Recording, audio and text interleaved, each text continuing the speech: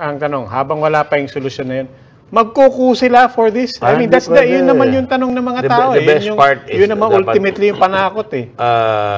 All the leaders of Congress, the President, our financial advisors, you sit down with the military, rank and file, and tell them, this is the situation.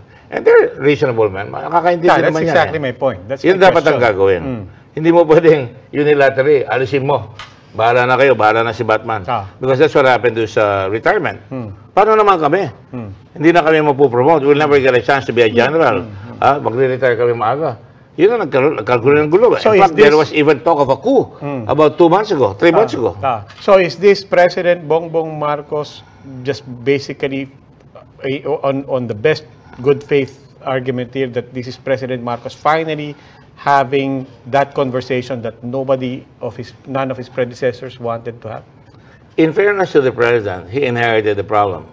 In fairness to him also, it was his father who started it. No? And in fairness to him, why should I kawawa ba siya? Dapat pag-usapan. Pangalawa, and I'll be candid, and I hope I don't get into trouble with this again, you have to deal with the realities on the ground. His vice president is Vice President Duterte.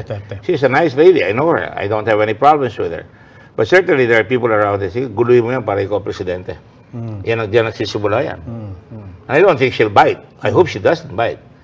But if there's a consensus among the leadership na lahat makikipag-dialogue tayo, hindi dahil natatakot tayo mag-coup. Mag-coup kayo, you'll gain the opprobrium of the whole world.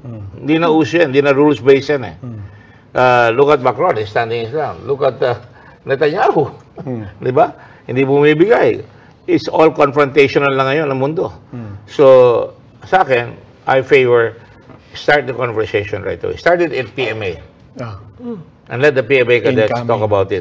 Because sila magiging, and then put a cut-off date.